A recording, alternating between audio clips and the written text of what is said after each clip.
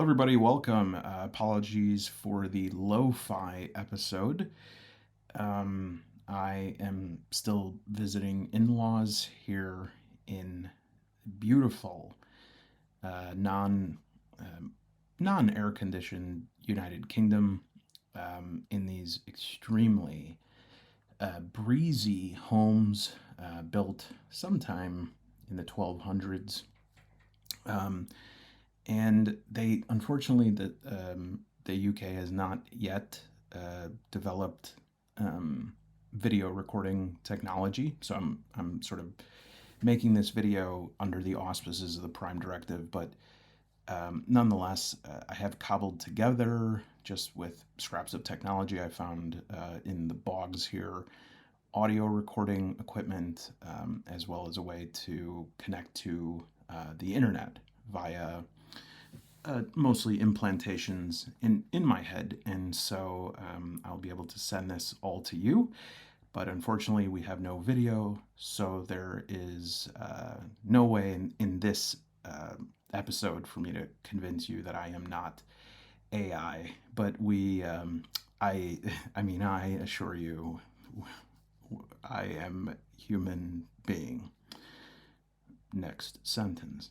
Today we're going to be talking about Coriolis, the Great Dark. This is not the first time I have talked about this on this channel, but it is the first time that I will be able to specifically reference the completed core rulebook, which is being fulfilled for Kickstarter backers as we speak. And so this is the completed core rulebook. Previously, I spoke based on information in the beta version.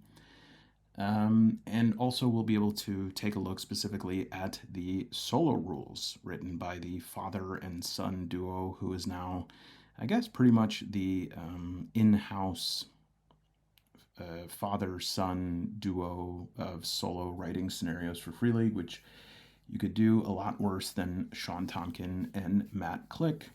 Sean Tompkin, of course, being Ironsworn, Starforge, etc. I've taken a look through those solo rules, and pretty cool looking stuff. So we'll take a look at that today.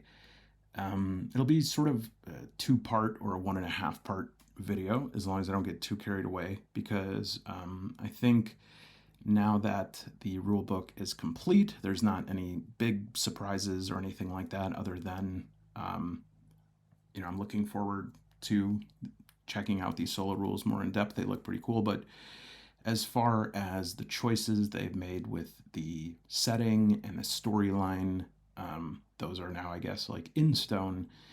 And some of the grievances that I had with the changes they made to this setting, I would say those grievances have not changed. In fact, I think I am more convinced of my grief than before.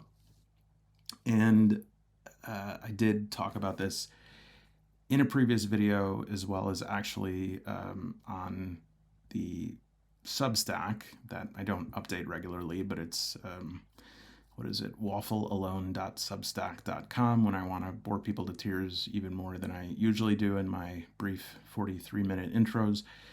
I think all of the points I make in this still stand, so I'm not going to repeat them verbatim, but I do think it's worth our time to just revisit some of these, because I think they made a misstep here. Now, I have not been coy about saying this, but I do want to be definitive about what my grievance is. My grievance isn't necessarily that the game is bad. We shall see. There were some major gameplay overhauls that I see as a general direction in Free League games, which is paring a lot of stuff down, which for some games I think could be a good choice. For other ones, maybe not. So the dice rolling mechanics, in terms of Free League games, are mostly, with a few notable exceptions like Dragonbane, and I think Blade Runner has a little bit different, but mostly they use the year zero D6 dice pool. And that generally comes in three flavors now. I would have said two flavors before, but I think there's three now. The core one, which is having three sets of dice, three sets of d6 dice, one for skill or ability, one for talents, and then one for gear. And then there is the step dice system, which is like in Forbidden Lands or Twilight 2000, which is where you actually have D8, D10, D12 dice that you could throw in the mix for more advanced weaponry and stuff. And then there's this third one, which is used to be in more of the aesthetic games, like Tales from the Loop, Electric State, etc., but is sort of making its way into more games, which is just having the two different dice, like the base and I think the skill dice or whatever they're called in different games. So it looks like the Great Dark here is the latter. And, again, I reading a game and playing a game is two separate things, and so we don't want to make too much of a judgment on that until it is played. But I do worry about that. I worry about changes that are made for the purpose of increasing appeal at the cost of diluting what made games special.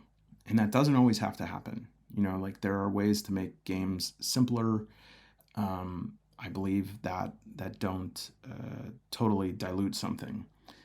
And I want to also be clear. So in addition to I don't know how the game will be. I think actually the delve system, it's almost like an asteroid dungeon crawling system, looks pretty cool. So I'll reserve judgment on that, especially for solo play. It looks pretty nifty for that. But also, I think that it is, I completely support artists, creators, creatives who make choices about their games or their stories or their settings. You want to change something, you want to change the location, you want to change the direction of the story, you want to change the stakes, the underpinnings, the costuming, art, stuff like that. I think that's totally cool. And a lot of times, in fact, I am one of the few who will champion a change like that in stuff when everybody else is like, I want my familiar thing. I want mommy's recipe. I don't like this new one. I'll be sort of the one who recognizes that in order to go from good to great, you need to experiment. You need to try new things, go outside the box. But again, what I think the misstep was here was not a creative riskiness. I think it was playing not to win, but instead, they didn't play to win here. They played not to lose. And it is actually something that they address head on here in the afterword of the final book. In this paragraph here, I'll just read it. With Coriolis the Great Dark, we wanted to create a game that stayed true to its core premise. Secrets uncovered through play. With exploration at its heart. We moved away from the well-worn Firefly. I don't know why that's so interesting. It's not letting me, for some reason, it's not letting me stream that. I was able to see that sentence earlier. Let me make sure I'm not imagining that. All right, I don't know what that was, but apparently it was covering up the very taboo word set freelancers in a ship model, aiming instead for the spirit of 19th century polar expeditions where the environment itself is a force to be reckoned with. The great ships brought intrigue into the wilds, and the slipstream made voyages long, dangerous, and unpredictable. Here we go. Another aspect that has always defined Coriolis is its culture. With this game, we wanted to create a culture that has evolved from the one in the Third Horizon, less of a direct pastiche of Earth, but still with ties to the home that was left behind. The core setting of Coriolis the Great Dark is smaller and more focused than its predecessor, but with a lot more room to expand. Now, I should have read the paragraph that preceded those two, which says, "Why leave the third horizon behind? Simply put, we completed its story with Wake of the Icons, fundamentally changing the setting. It was time to move on, but where? After years of debate, we found our answer: the Lost Horizon, a wild, mysterious place where the star portals are dead and the builder's specter looms large." Okay, so I wanted to address that specifically. My gripe with this, or maybe it's not even a gripe, maybe it's just more of a disappointment, is that I think they misjudged what made Coriolis special. Because without the culture that was present in the third horizon, that game was just another space game. And in fact, without that culture, there were a lot of things that were otherwise difficult to ignore. Those things would have been too difficult to ignore. I mean, it is true, in a sense, that this setting in this one is more intimate. And as somebody who GM'd the Third Horizon, it was very difficult. It was very difficult. There was a lot. To manage. There was a lot of lore. There was a lot of characters. There was a lot of backstory. And in that sense, I think it was due for a sort of whittling it down to more manageable size. But the choice of how they did that, rather than saying, because the bones of this leave room for something that honors the original setting and culture much better. They could have gone to this new horizon without completely absconding the cultural piece of that. But instead, they've sort of said, you know what? It's 300 years in the future. That stuff, it's not really relevant anymore. And to call it what was the word here? The pastiche, a culture that evolved, that was less of a pastiche of Earth. I don't really see how it's evolved. It's definitely moved on. It's definitely more sparse. But an evolution infers that there was a starting point that it grew from, and that you can sort of trace it from the flower to the root here. And some of the ways that it includes the roots of the original game, they range from sort of non, like, vacant, they do not acknowledge the roots, to a sort of insulting disregard for it. I mean, one of there's a faction in this game called the Coriolites, who are like basically a cult that hold on to the old religion of the Third Horizon. That was a major part of the first game, and it was something that made the first game special.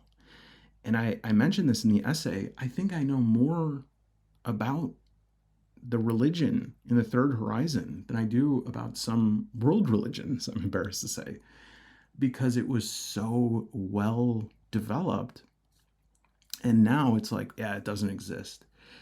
And again, if this choice was made from a place of like creative risk taking and daring do, I think I would have some respect for it. But it's very clear as you step back and look at the picture of what now exists in its place. It's very clear that a lot of these changes to the mechanics, to the setting, to the story, to the culture, they were in service of like making it more widely, to having wider appeal. And I think this is a great example right here. This is called a Sphinx gravity projection rover. Okay. So it's called a Sphinx, and it was made by Zara Ciuda. Uh, what about this is a Sphinx? Okay. Now, you could say I'm like sort of picking nits here, but I think again, it just doesn't realize what made it special, what made it unique. All right. So let me say it like this.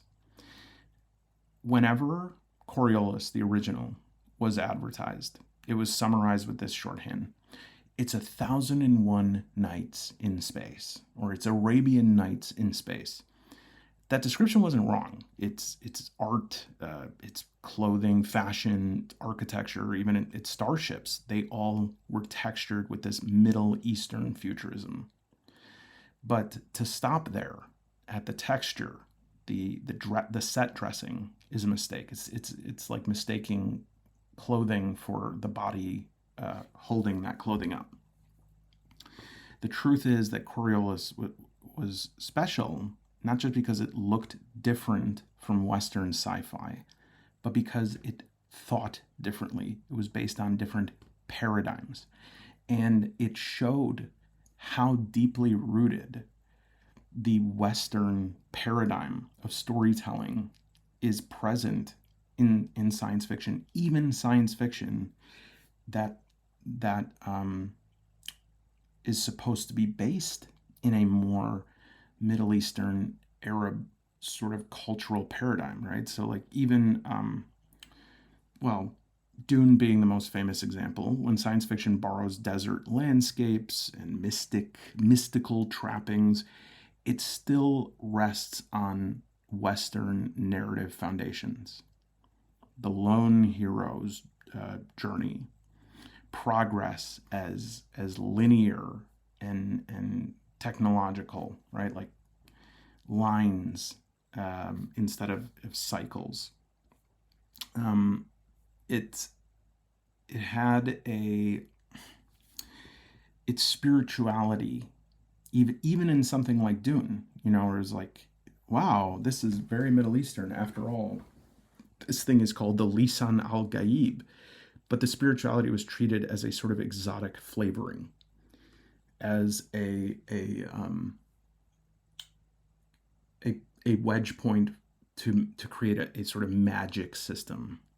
It was exotic flavoring more than the lived reality of the setting. The desert is a backdrop in these other ones. Prophecy, that's just used as like metaphor to relate to germane socio-political notions, themes, tropes that are um, relatable today.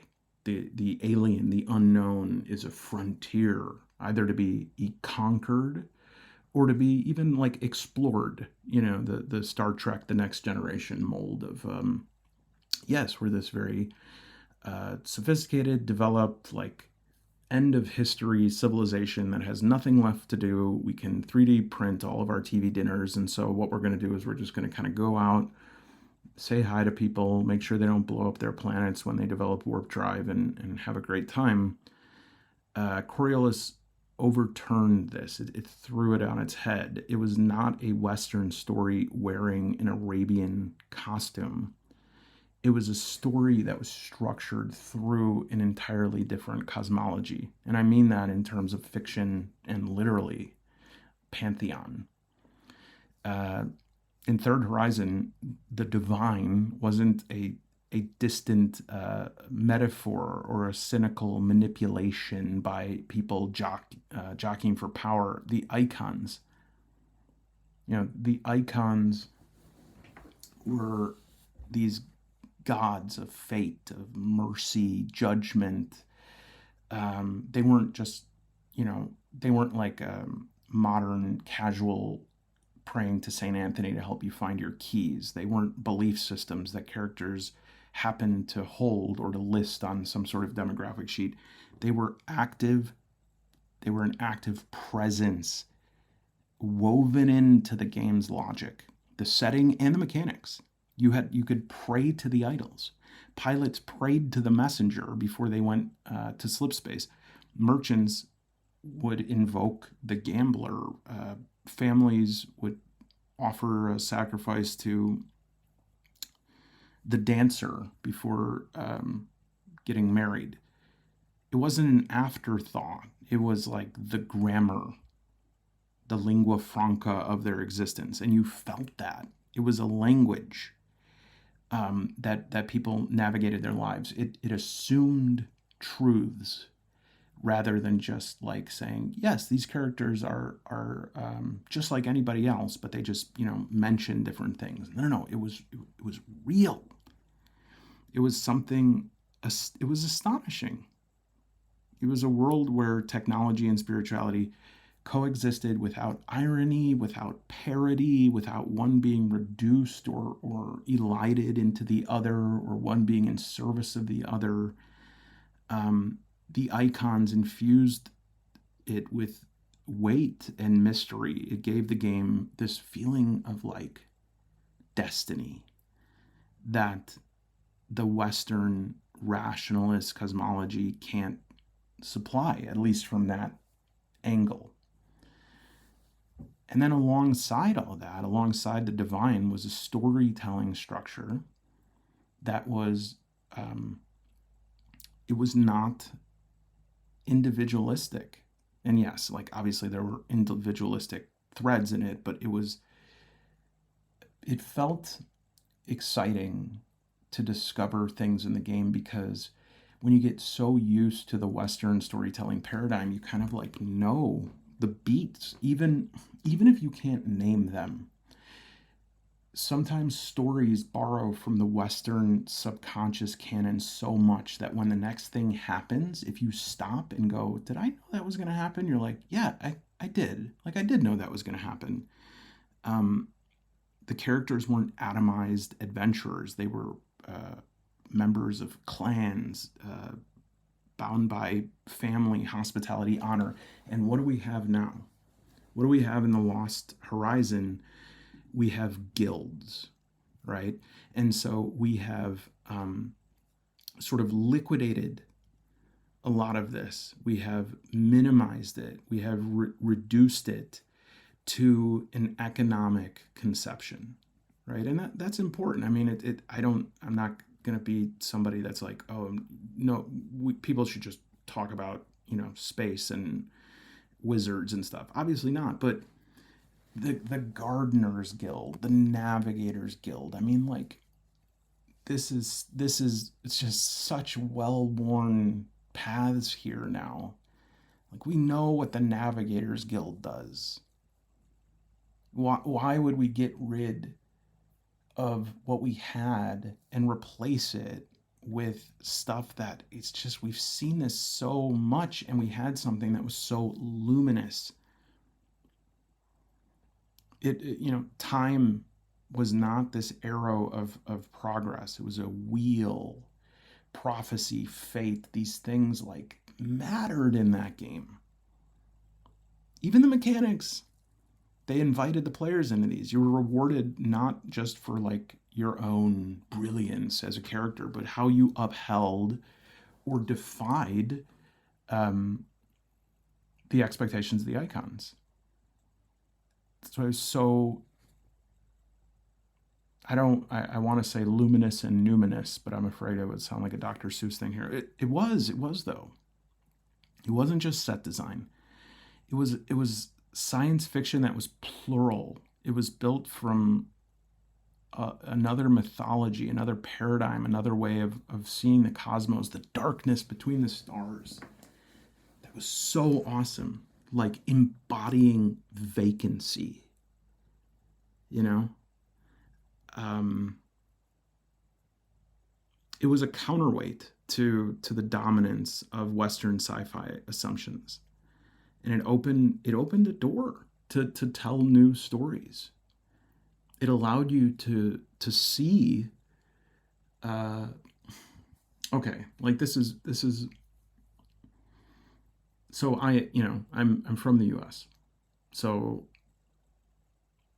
I don't believe in stereotypes about people from the U.S. being ignorant of these, different cultures and stuff like that. I think we are on a landmass that has essentially, excluding Central America, we have three countries, and so we just don't interface with the same amount of distinct country cultures as someone in Western Europe. Okay, but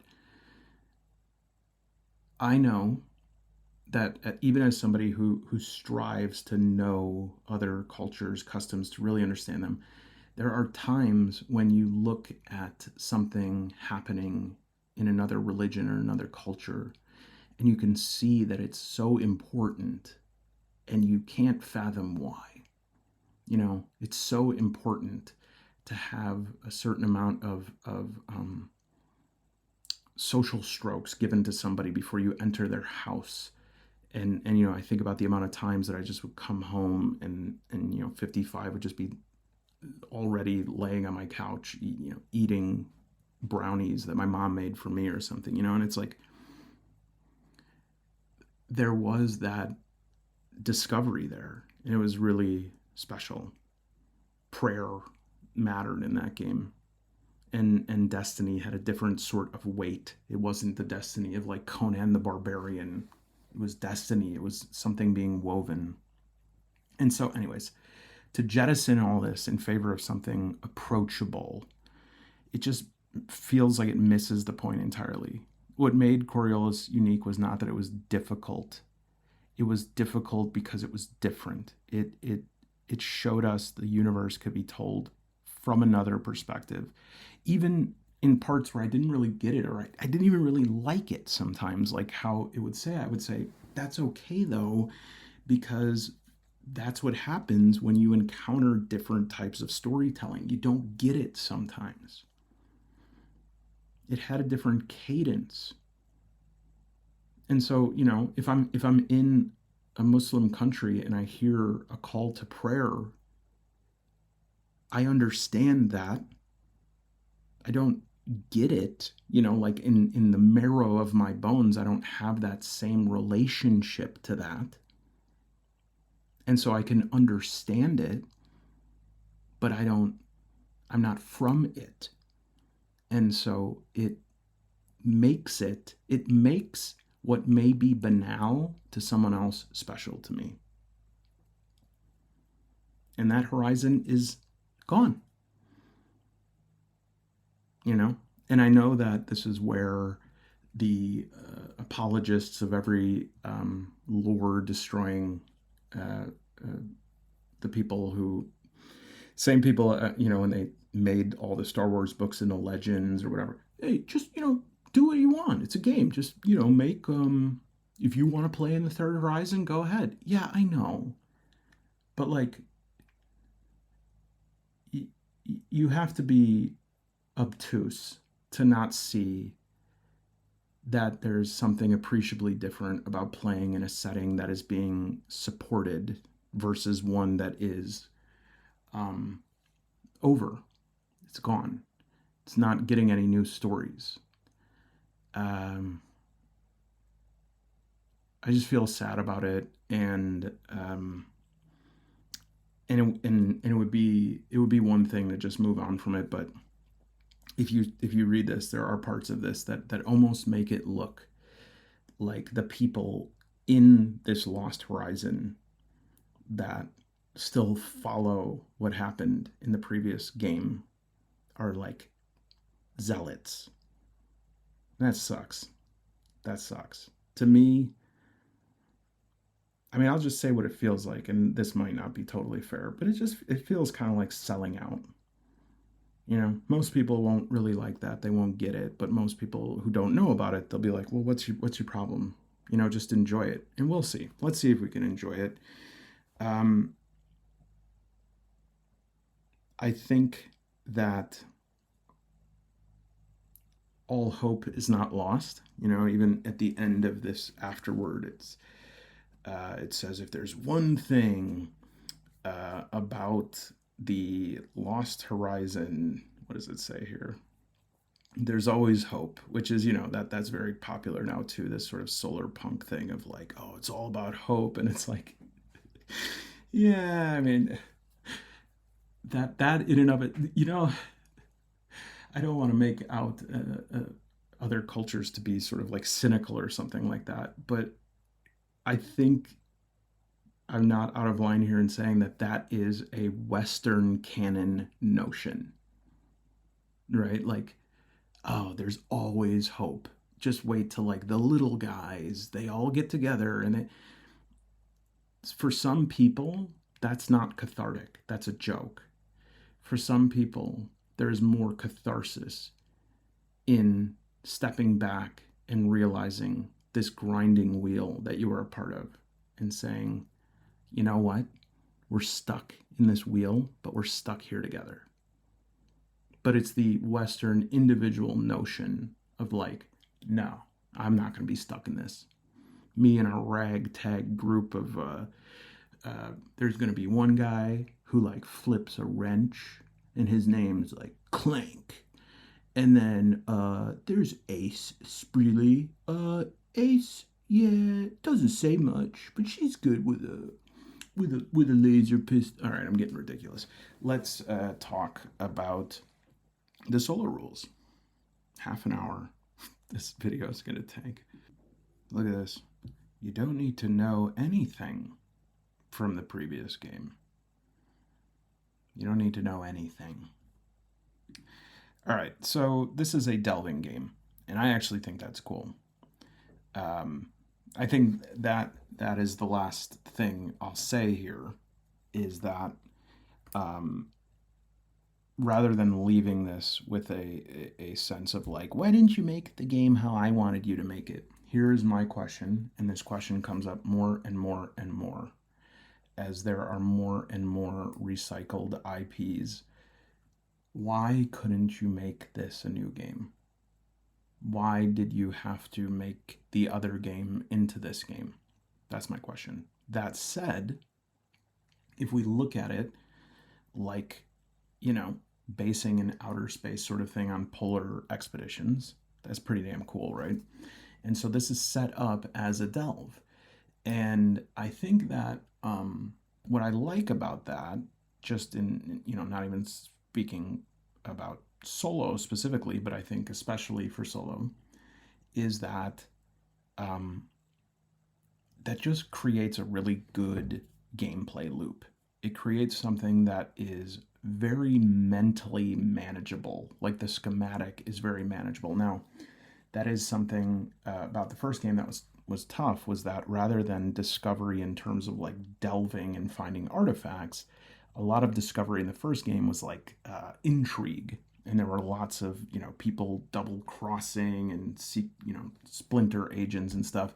That stuff is very difficult to track in a game, especially when the game is not primarily a mystery game. That's where a lot of difficulty came from, was like, you are not only managing the truth, but you're managing like how the truth is being presented as a way to obfuscate a lie. And I remember as I was GMing the game, sometimes I would realize that I gave something away or I forgot to and I would have to reset the the lore or the story to sort of accommodate for that. So it was like, oh yeah, I meant to tell you that. So I like this delve mechanic. It's 189 years after the diaspora, and in a lot of ways, the way that this game is set up is similar to the overland travel mechanics in Forbidden Lands and some other games where you have these different roles. You're going out as this crew, and as you go deeper and deeper, everybody has a job to do. As each sort of section that you advance, you have the delver, the scout, the burrower, the guard, the archaeologist. Each of them brings something different to the team, which can be tough to convert into solo. But like I said, I think it's good that they had Sean Tonkin and Matt Click. I think they're very good at this. I also think, who was it that did the solo supplement for Forbidden Lands? I know they go by Three Skulls. maybe Three Skulls Tavern, I think, but is it Matt something? Anyways, they do a really good job of this, and I think you'll see the way that they settle a lot of this stuff works really well.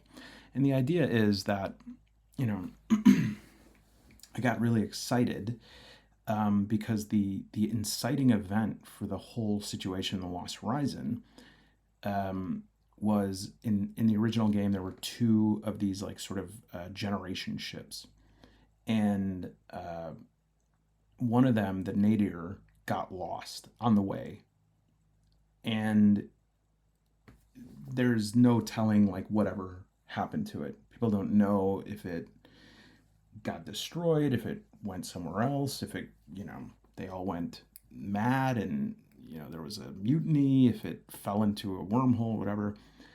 And the sort of group of people that are in this Lost Horizon, they saw a beacon that they interpreted to be from the nadir and they followed it.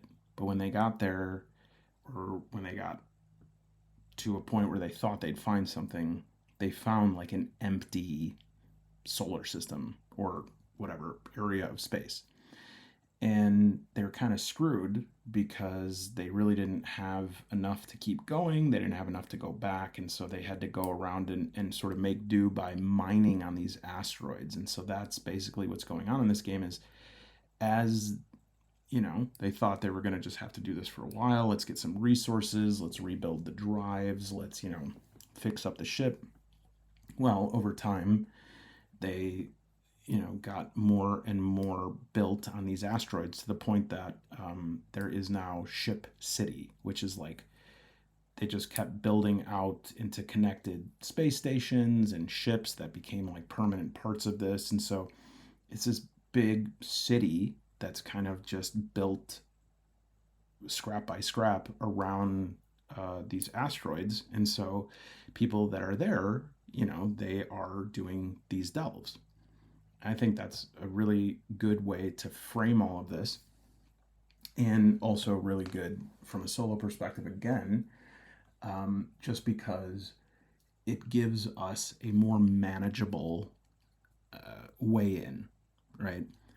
One of the reasons the first game was difficult from a solo perspective is it's difficult to manufacture intrigue, right?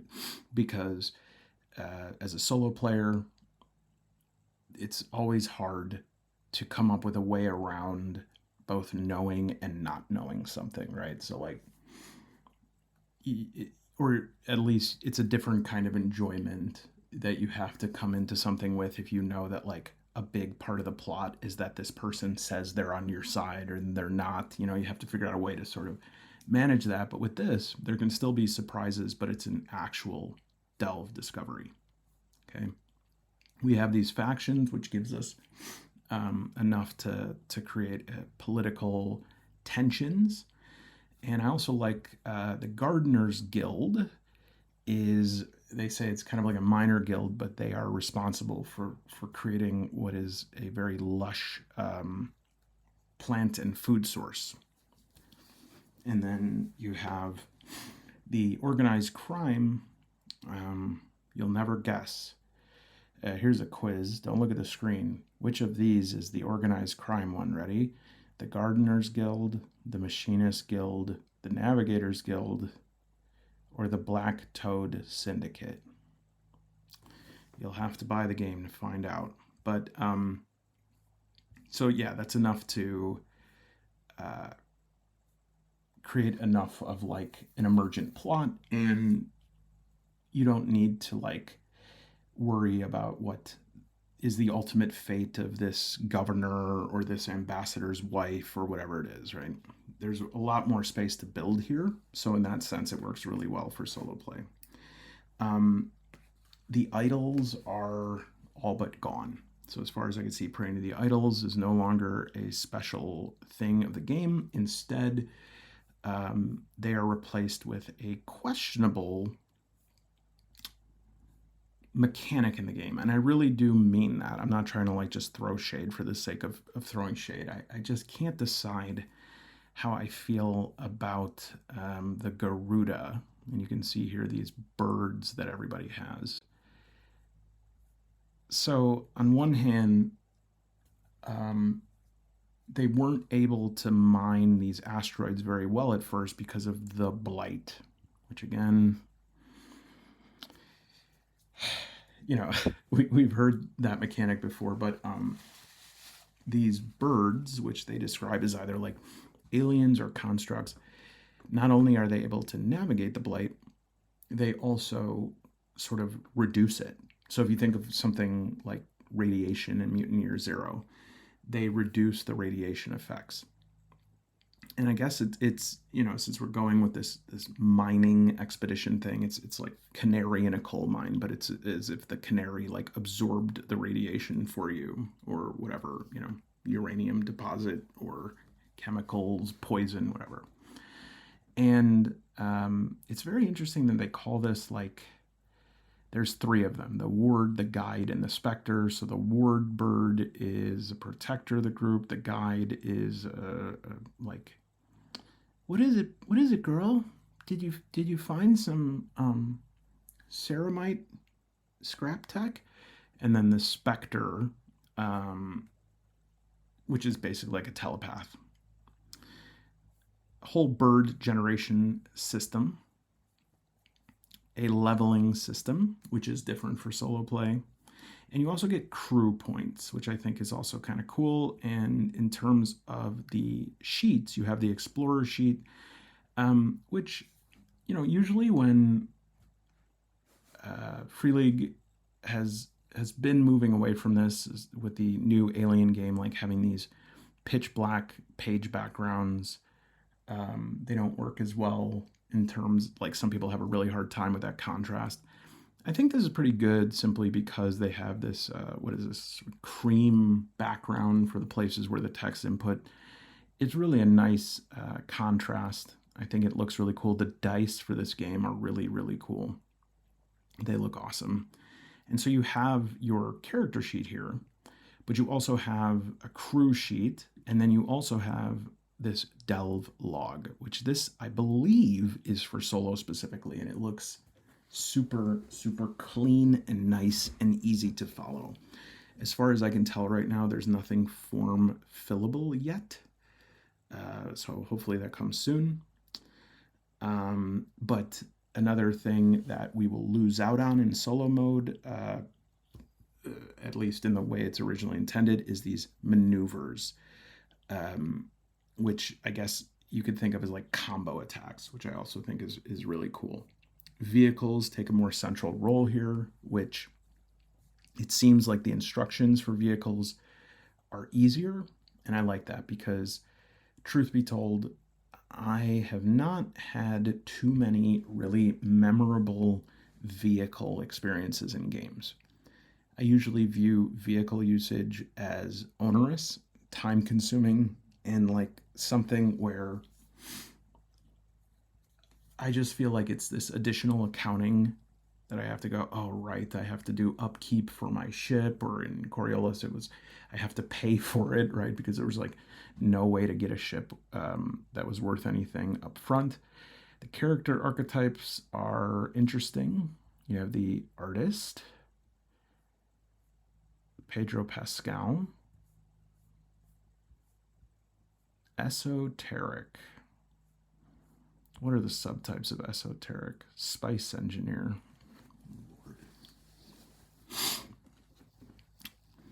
All right. Toad dreamer. Odd jobber.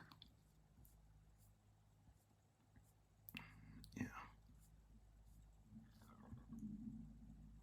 Well, I think that these subspecialties actually make this cool. And I believe these were in the original one, but like I look at this and say, okay, roughneck, that's pretty cheap. But then I look at these and I go, this is actually kind of cool, because it's not like these are all add-ons. These make me feel like, yes, it's a roughneck. That's the category.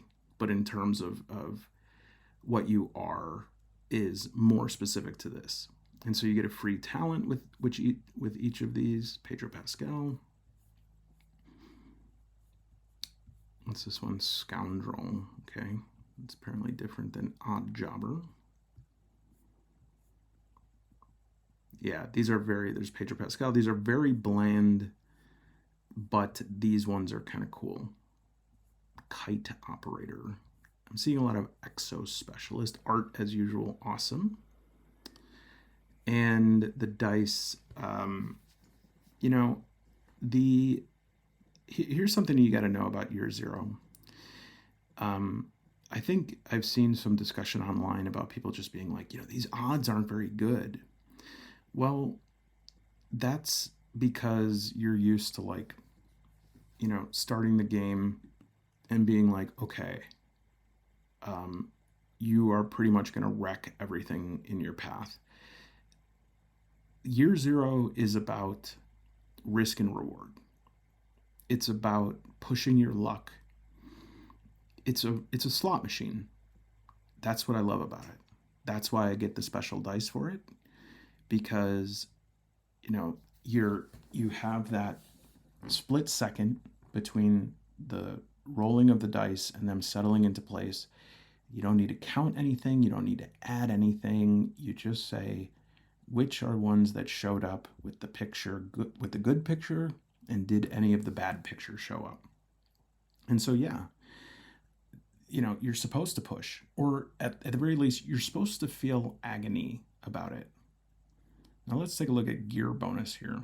To improve your chance of success, you could use equipment. A useful object will give you a gear bonus, a number of gear dice. All right, so we have base dice and gear dice. And so that means that we're probably not, we're definitely, as far as I could see, we've eliminated what then? The skill dice. So you have specialties.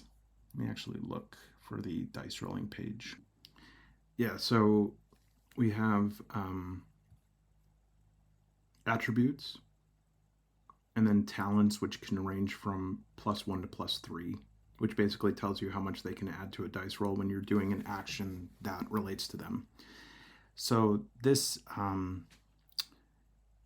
would say that at least what was, I wonder if enough of their recent games are different from this so as to say this is no longer the standard. But the standard year zero setup was that you would have 4 attributes: strength, agility, probably empathy. What was the other one? Well, whatever it was. There were these attributes, and then there were basic skills and advanced skills. And to do an action, you would take base dice with the number of your attribute. If you had any points in a skill, and the action you're attempting is relevant to that skill, you'd add skill dice. And then in any gear relevant to that, you'd add gear dice. And with basic skills, even if you had a 0 in a basic skill category, you can still roll that skill. But advanced skills, you at least had to have 1 point in those skills to even attempt a roll. And so here, instead, we have the base dice that cover, 6 attributes, and then gear as well. And if you have a talent in a certain category, you can add +1 to +3. Now, what they do say here as well is that talents aren't just like adding those additional flat amounts to your dice roll. They also can give you like specific capabilities. And what does it say here? Starting talents, you already received 1 talent from your origin and 1 from your profession specialty. In addition, you may choose 3 additional talent levels among the key talents listed by your profession. So that's interesting. So you can have 5 talents. Okay. And so those would be different than, I would say, than in this way. It's almost like talents and skills are combined, because you have like talents, which were special abilities that you had, and then you had these skills which enhance your dice roll, and it sounds like these are a combination of both. Okay. And again, I like this. You're going to have crew points and maneuvers here where you can level your crew all together. I like that. I like that. And you know why I like that? I like anything in group play that makes everyone involved in the advancement. Number one, because it prevents that sort of feels bad man situation where, it's an end of a session and because of whatever, somebody didn't get a chance to improve anything or do anything. But it also increases everybody's investment. And I think that that is important because, especially in a game like the original Coriolis, which I'm mentioning only as a point of reference, I'm not going back to that place. Um, if a person, and this happened in my group, and I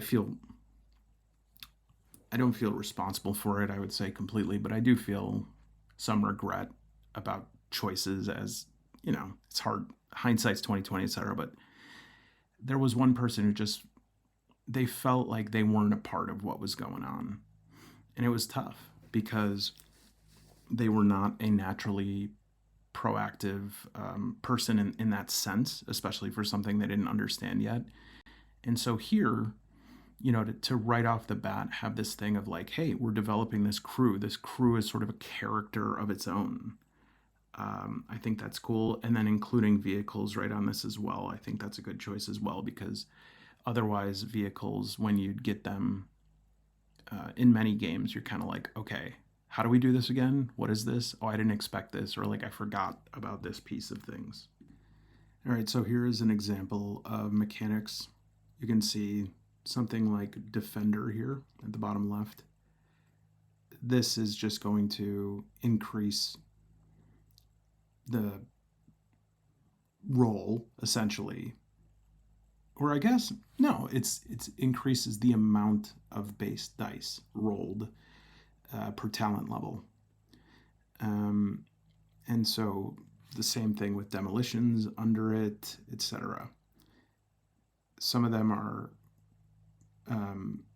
going to add base dice, but in more specific ways. Look at Executioner. You can, if you want to, roll an extra die when inflicting a critical hit on a target and choose the result you prefer. And then Fast Reflexes, you get to draw an additional initiative card at the start of combat. So that would be something that will be interesting for solo play, because I think, as is common with the Sean Tompkin sort of solo modification of a game, this one I don't even think makes it like a talent. I think you just have two initiatives or two attacks in combat automatically. But yeah, some of these give you kind of special things that you can do with these talents that you could do more of, whereas some of them just, I would probably say from the looks of it, most of them just enhance the talents that you have, or I'm sorry, the amount of base dice that you roll. So lots of talents here. Yeah, lots. Goes on another page. And then here are the crew maneuvers, which again I think is interesting. Concentrate fire. All explorers, I'm looking at top right, all explorers within medium range get +2 base dice when attacking a single specific enemy. So yeah, I won't go too far into that because this probably be a little bit different for solo play.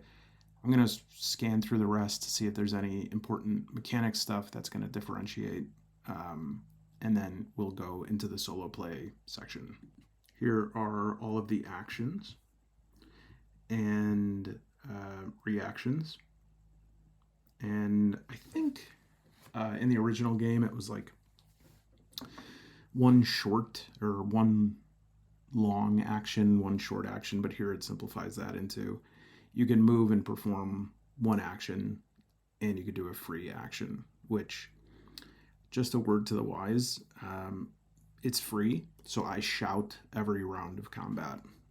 It's like my version of a filibuster. It can't hurt. This is actually a really nice simplified layout of close combat. It's always a bit of a mystery when you get a crit.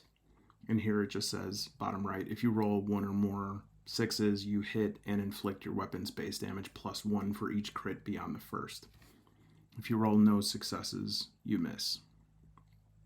And let's see here. Yeah, just line of sight options, zones, movement, grappling. Oh, Lord, same for ranged combat. You can get behind a shrubbery. It's good to have shrubbery options. And it also has social conflict, which I didn't use too much. I don't use that too much, but you know what? I should, because I guess it's because I dislike combat in general, so I don't usually want to make social interactions into combat, but especially in games where whether or not you are able to convince somebody of something or you're able to intimidate somebody, I guess it's just cool to have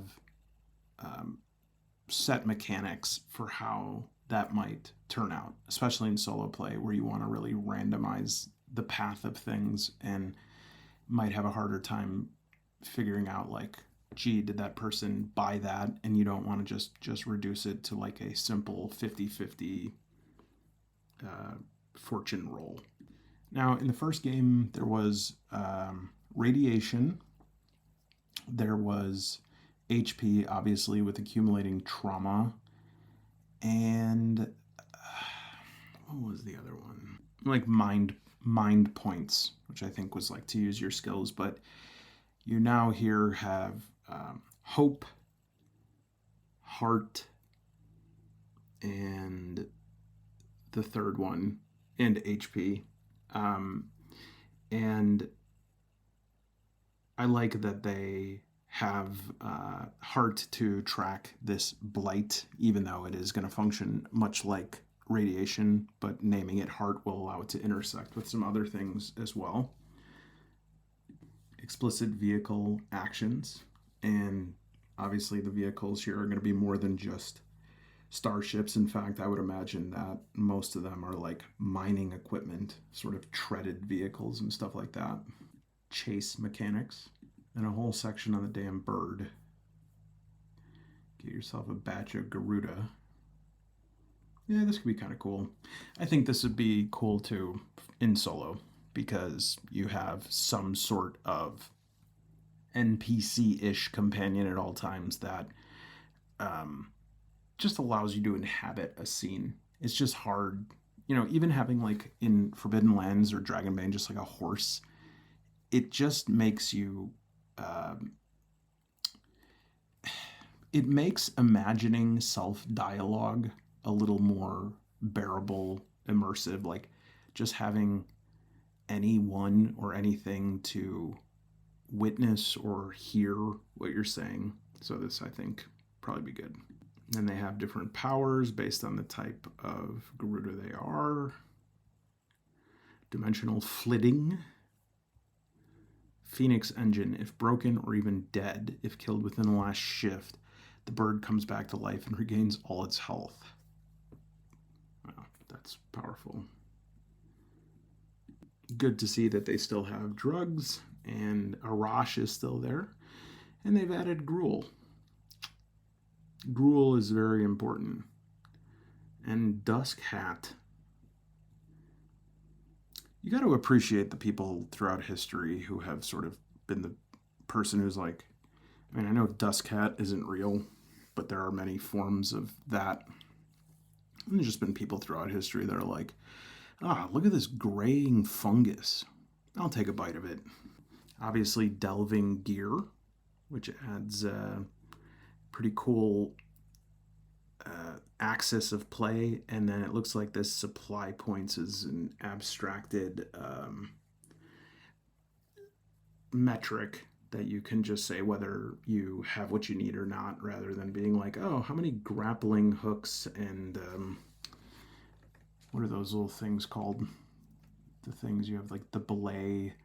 I'm not gonna act like I know.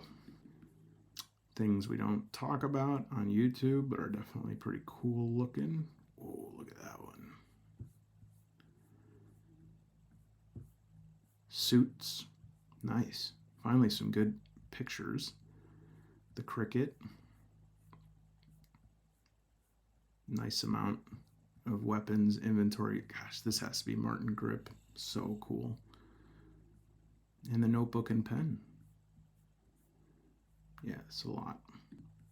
Vehicles. Not memorable, not memorable, not memorable. Rover upgrades. Kites. Kites are common sight when people fly delicate airframes made of paper-thin foil by gossamer wires. Interesting. It seemed like the Garuda already takes on this sort of, drone type device thing, but never hurts to have some additional floating objects. Here's a nice little aside here under what once was. Most of this stuff.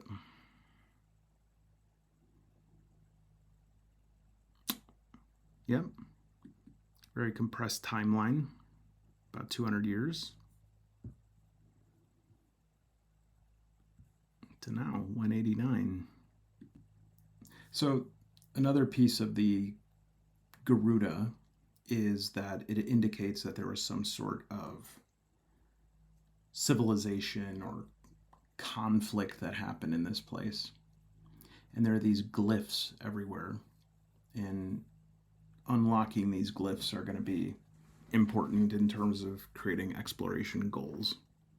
And then here are some famous ruins. All right, I'm going to skip ahead now to solo, and I won't stop again. All right, I'm technically stopping again, but this is actually a prelude to solo. So this is the normal delve procedure. I like that it's standardized. Basically, you're going to have to figure out, the length of the delve, and every time you move to a new section, you're going to have to do a delving roll. And there are certain things that are going to modify the level of hazards, and then you get this nice big 2-page table of hazards. Great flow chart. And again, you have all of these supply: oxygen, water, food, energy, ammunition. All of that is going to get abstracted. And obviously, as time goes on, you're going to run out of supplies, your characters are going to get tired, etc. And I like that they're abstracting that into that figure. And you're going to need to figure out how much to bring along with you. Now, there is going to be actual maps in group play because you'll be going to different sites. But in solo play, it's going to be more, again, abstracted, but it'll be more just so that you can create these sort of literally procedurally generated sites, because you don't have a GM who's sort of walling off the information. So you need to be able to create it every time. And it more or less is like, how many steps do you need to get through to find what you're looking for? In the GM section, there's these great general tables for running the game that I think would be very useful for solo play, just in terms of like generating different events and generating these glyphs, quirks, creating locations on the fly, and then meeting other parties. I'm not going to show beyond this because that's some game secrets. Artifact generation. Here's an example of like a preset delve, just so you can get an idea in your mind of like what it would look like, what we're building out in solo play on an abstract level. And this is included in the game as an introductory adventure as this Black Ziggurat, and it looks like each delve has its own hazards. But it's a good thing that there's sort of like a general, pretty abundant general hazards table that isn't location tied. All right, so the section on solo play is the Outcast Explorer. And it actually puts you in this place, the Red Garden. I really like this for a couple of reasons. I like a lot of things right up front here. This Red Garden is basically a place where there's a bunch of doors and they lead to all kinds of different places. It is outside of Ship City, but they have an emissary. It's like not a town, but think of it as base camp, before Everest. There's people there. They're all there for the same reason. Maybe there's some people selling stuff. Maybe there's some intrigue going on as an offshoot of Ship City. But it's basically like an endlessly generating starting point. And it also gives you an example of a couple different locations and gives you 3 things about each of them as well as a paragraph description. Perfect. You play this Outcast, and I like this choice. You get 20 XP to get new talents or upgraded talents. Your Outcast is kind of like a badass. So not only do you get this extra XP, you also have Blight Scar. And because of this, people actually call you something. And there's this thing to generate a moniker. So if we were to, let me bring up a little, they don't have an online dice roller for this game or even Coriolis, but I think we'll be able to use the alien one here. That should do it. And let's just get, what is this, D66? We'll roll this twice here. So we'll go there and there. That's a 1. So 41 would be Morrow and let me reset. 51. Morrow Gaze. And that's like what people call you because you're scarred. But because you're used to surviving alone, you're like a badass. So these blight scars really don't do anything, but they provide this justification of why you're on your own. And I really like this. I like this for solo play because it gives you a reason. A lot of games where you play solo, Dragonbane, the solo one, I know I go back to that a lot. It's kind of foundational for me. It's also a Free League one by Sean Tonkin solo module.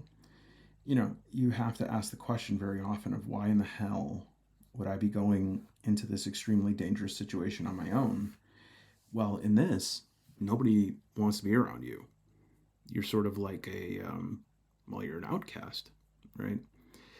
Let's take a look at maneuvers. As a crew of 1, you must remain versatile. Instead of picking crew maneuvers that are permanently assigned to you, you have a number of slots fitted with your choice of maneuvers. Then you periodically update your selected maneuvers as befits the needs of a mission. So that would definitely be like in between each delve, you'd be sort of assigning a different set of maneuvers. You begin with 3. Whenever you have time outside of a delve to prepare and refit, you may swap out any. When improving your character, you can spend these points to learn a new crew maneuver, pay the same amount to add another flexible slot.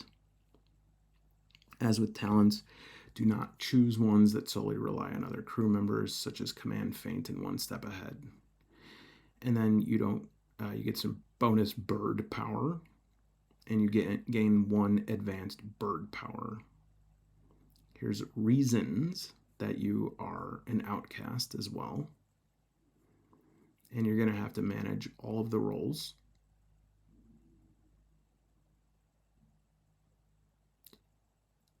Let's see, outcasts must fill all roles. They tend to be better at some, represented by attributes, but are self-reliant. As an outcast, you gain one of the following benefits when delving. You can carry strength plus 6 regular items instead of strength plus 4. You are more efficient with your supply, 10 supply points instead of 4. I think I would do that. And then this is familiar as well to those who have played solo Free League adaptations, like being able to administer first aid to yourself and resuscitating you. +1 base die on all commands to the bird. And a way to get yourself out of a funk. In solo play, all other characters, with the exception of creatures, are considered minor NPCs. They do not suffer critical injuries. And here we go, Army of 1. avoid combat when you need to. You get draw initiative cards. You get 2 initiatives. And so here's how we do a delve. We set an objective. We can roll for a mission. And then we'll pick one of those districts. And we would choose a delve class. And delves are have like these 4 different classes to say what their depth is. And you can't see it just because of the limits of the screen here. Let me see if I can bring it up. But on the bottom of this are like reminders about doing checks for camp, location, and blight.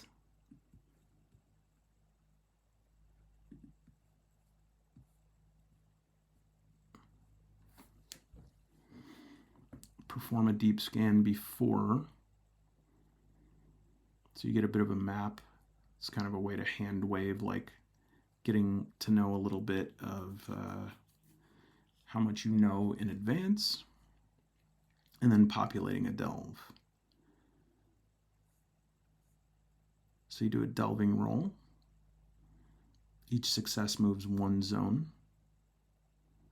Do a location check and encounter a hazard. Check for blight. Search key location, make camp. So far, it works pretty well.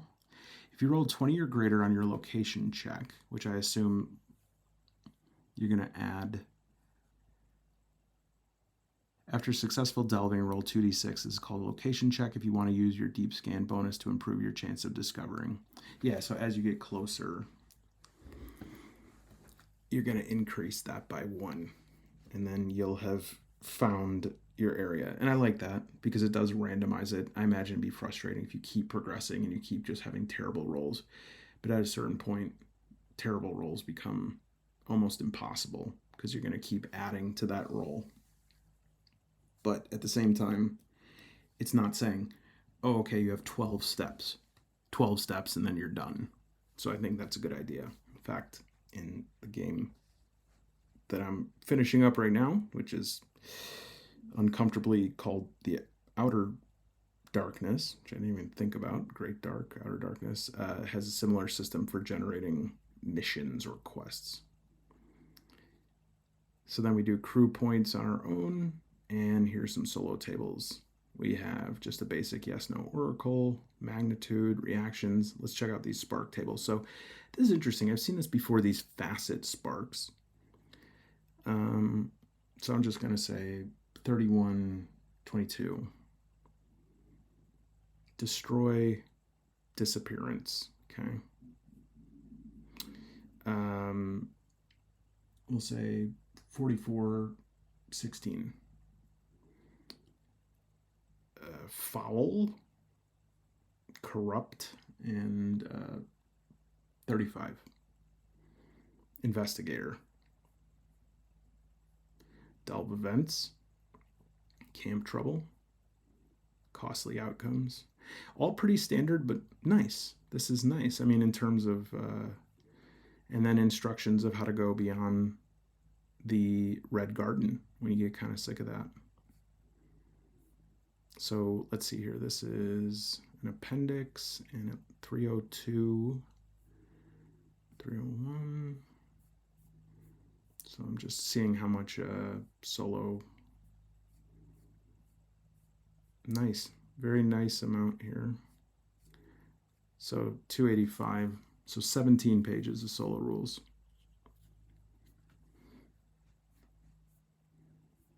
And it has enough here to create a story, to keep things interesting so that it just doesn't get repetitive. It looks like that to me. But at the end of the day, you know, it does have, I guess, a question that comes up a lot, which is, let me look here. Let's see. Is there NPC generators?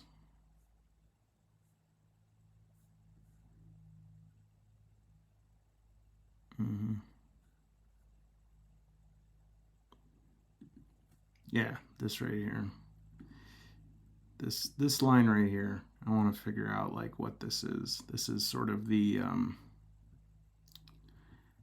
As a solo game designer, this is a sentence that when I write it, I go, if I had omniscience, I'd love to know how many people would actually keep an in-character journal. I don't know. It's one of those things that seems so far from something I would ever do, you know. But I know that everybody's different. But for me, I think the difference, I wonder, I'd like to do talk about a study you'd need a federal grant for that to get enough money to do it. But I would guess if you did like a longitudinal or like, I don't even, not longitudinal, cross-sectional study, I would say that in terms of solo journaling games, people who like them are people who keep journals. I have never been able to keep it. I've definitely been able to buy a journal. I think I have 37 Moleskine journals with one page completed. But you take someone like my fiance Bibi, she writes in her journal every single night without fail. And for me, I'm interested in thinking and looking through the eyes of my character while I'm playing. And I might occasionally take up that mind frame outside of play. But otherwise, I don't know, something about that is just like not a worthwhile investment. Journaling for someone else. And I suppose there's a deeper question there about like people's baseline relationships to their player characters and the distance between that. For me, my player character is an alter ego costume that I put on during play. But for some people, it's like, here's another cross section here. People who can get into games like Sims.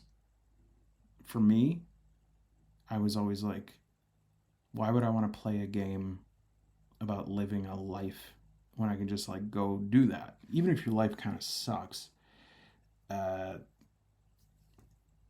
To me, that's you could say as a response, oh, well, not everybody has such an exciting life. A, neither do I. B, yeah, that's why I play like extraordinary characters. I don't know. And look, I'm not judging, different strokes for different folks, but like to me, it's always been like, so I'm at home, I have to vacuum and I have to load the dishwasher, but I'd rather go play a game where I have to vacuum and load a dishwasher. It's never made sense to me. It's never been something I've wanted to do. So it's just a different frame.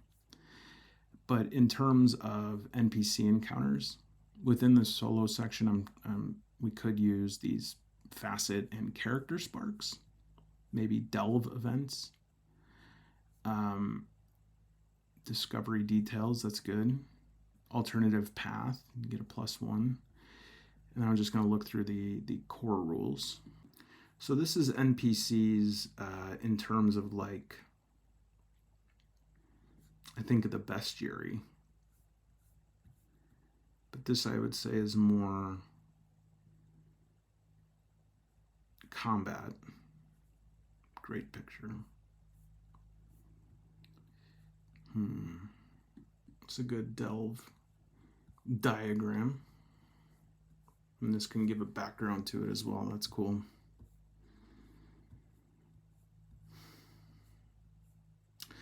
What I was going to say is, to me, it's one of the issues with, I think I'm casting too wide a net here by saying OSR games.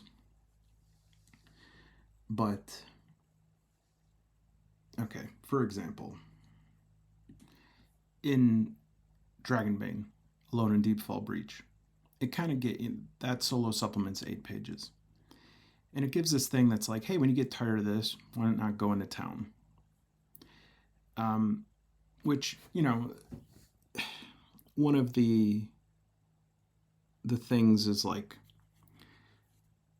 games, what really makes them memorable and what elevates them into the same sort of experience that like reading a really good book it's a little bit about, you know, death defying battles and traps and finding the treasure and naming the artifact, but a lot of it is about relationships. In solo play, obviously, unless you're playing a game where you have a cohort, you're controlling several player characters, which has its issues. You know that you're going to have to do a little bit more to establish those relationships. And yes, you're not going to be able to participate as much in the pre sort of stitched narrative of a campaign. You could be inspired by it, but you want it to be randomly generated. But you could still make it have a sort of meaningful narrative coherency if you really embody NPCs and make them unique. And I like even, this is not in the solo rules, but this is just at the end of Dragonbane core rules. They have like different things to generate the adventure site and stuff, but they have tools to create NPCs. Why can't I find that? Here we go. Yeah, this is a very simple thing. So here's some like typical NPCs. Great. And remember in Dragonbane, any adversary who's not like a monster is an NPC. So a lot of these are like Coriolis, the Great Dark, NPCs as adversaries. But then there's this thing here of like, this is a simple tool. You roll all the dice, you can roll them all at once. And from this, I don't even know the math, but if we just take like the names alone, these are 60 NPCs, each of them different. And so when we want to generate them here, and yes, we could use other tools, but basically, characteristics, it's just asking these questions. How do they look? What's their drive? As far as I can see, I'm not seeing, let's see, the table on page 241 is typical NPCs. I think we already saw that.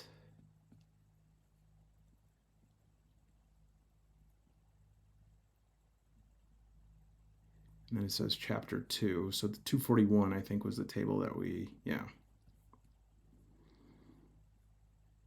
And yeah, I could probably extract something from their talents that they have. But the point is like, if you ever played, I don't know how it is now, but it's one of those games that has Assassin's Creed. There's a million of them, right? Awesome graphics, super cool gameplay, really cool historical stuff. My experience with those, and granted, I haven't played any of them in 4 years, so I don't know if anything's changed, but, and this is a lot of other people's experience that I've talked to as well, is like, at a certain point, you sort of realize what's happening. And this is the thing that happens in every game, which is go do the thing to get information, to go find the thing, to give to somebody, to either get information or to get the thing that will help you to get a higher level of information about a thing, to give to somebody to get more thing. And that is the nature of a game.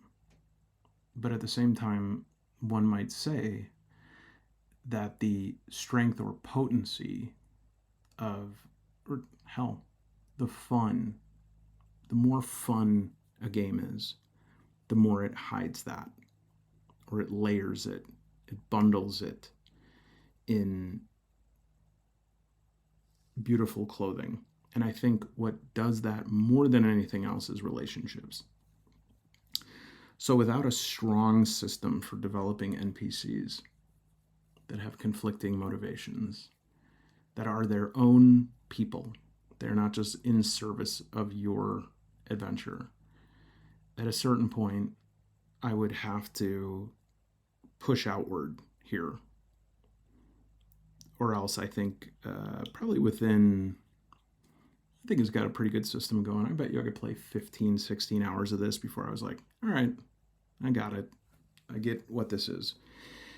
The question mark here is right here, which is campaign book. Now, I'm not saying Flowers of Algarab is the only hope here, although I'm very excited for this. I did get this box set, which has these custom dice, the initiative cards, tokens, gear, discovery cards. Awesome.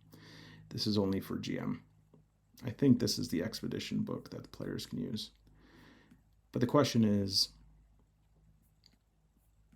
are there going to be other tools that we can use? And one of the things as a solo player is, as long as you are willing to commit to the fact that, like, okay, I'm going to read some stuff that is for GM's eyes. And this means either I am not going to play this game in a group, or I'm going to be a good sport when I do and not like cheat.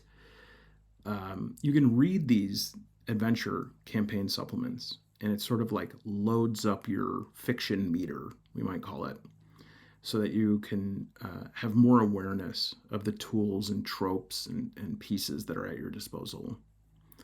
So no game should really be judged just by its core rule book, right? It's especially if it's spawning a universe. So we'll see. We'll see. As it is right now, I would definitely need something more to stay interested. Because for me, and I guess if you're still with me, I'll indulge one more comparison. As you read The Great Dark, it'll say things like lean into the mystery, and it's one of those things where it's like, if you got to say it, I'm just not sure that it's there in the first place, where it's like these kind of things should flow naturally from a elaborate, meaningful setting, characters, etc. It's hard to create mystery and intrigue in solo play, in group play. It's hard to do that. It's hard to write a crime book or a thriller, because once again, we're not actually looking for the best intrigue, the best mechanics, the best web of lies, the best double agent. We're looking for the right feeling. And so it's a show don't tell thing for sure. You can't create something mysterious by fiat. You can only create things which lead people to get the feeling that a mystery is happening and they're unfolding it. So it has great procedural tools here, has a lot of potential. We will see. And I won't, I'm not a hater. I don't have the ick here. It's not like if this universe continues to unfold and there's some real awesome stuff coming out, I'm not going to be like, no, I won't look at it. I hate it. I won't do it. But the idea of saying, oh, well, this is like a smaller and more intimate setting is partly true. And there's a lot of space to grow. It's partly true. But I guess my question is, like, grow into what? 1,000 delves? It's not going to do it. At a certain point, that's going to become Assassin's Creed. I need to know why. To be fair, there is a decent amount of lore that's presented sort of mid-book. And so we'll have to see. But this is definitely something that I look forward when I get home to trying out play. I'd like to know if any of you have tried this out. Any thoughts?